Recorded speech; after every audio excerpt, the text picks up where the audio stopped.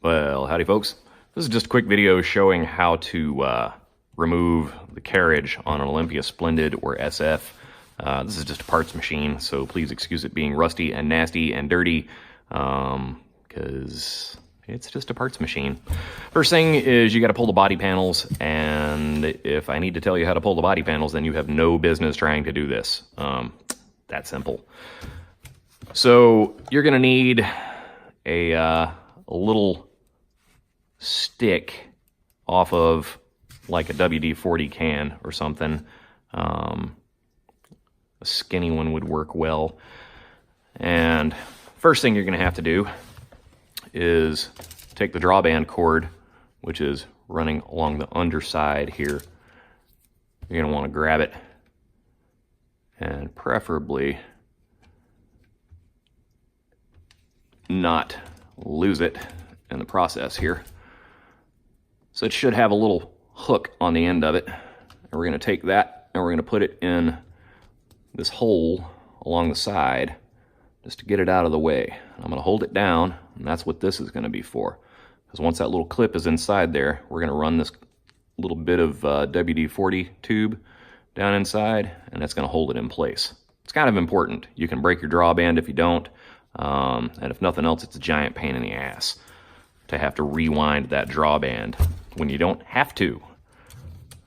So now we've got that out of the way, and you take your carriage all the way over, hit your margin release to get it to a full extension. And there's going to be a little lever right here.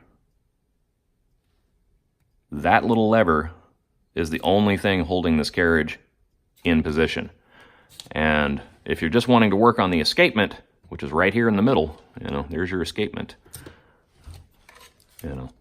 Right down in there is your escapement. If all you're wanting to do is work on your escapement, reseat your silent return clip or something like that, then you don't need to remove the carriage all the way off, and I recommend that you don't, because trying to seat the bearing traces back into their proper position is not the easiest thing on earth. So you only need to take the carriage a little bit of ways off, and you're still going to need to pay attention to the bearing traces that are down inside there. You can see the edge of one poking out, because your carriage is going to want to flop around, and one end of these bearing traces is going to be poking out. And it's real easy to have this situation escalate to where you only meant to take the carriage partially off, but it flopped out of position, and now you've got to reseat the whole thing. So as you push this little lever down and move your carriage over, and you got to hit your carriage release lever. See the end of that trace right there? How it's kind of poking out? That's the one with the little stars on it. Now, I'm not going to pull this one off because I don't feel like fiddling with it, but that's how you do it. And keep in mind, when you go to push this back in, those are going to need to be positioned pretty much perfectly. And it's going to take a little bit of give and take, and maybe some fiddling to get them to where they're equally aligned and to where they're centered on those traces or on the rails when your carriage is fully extended to one side or the other. So anyway, hope this helps. When you go to put it back together, again, don't forget to reattach your drawband.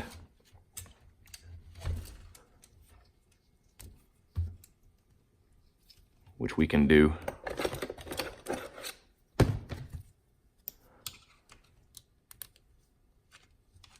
like so, with the aid of some hemostats.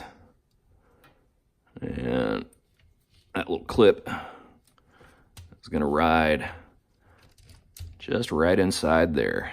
It's got a little slot that it needs to go in.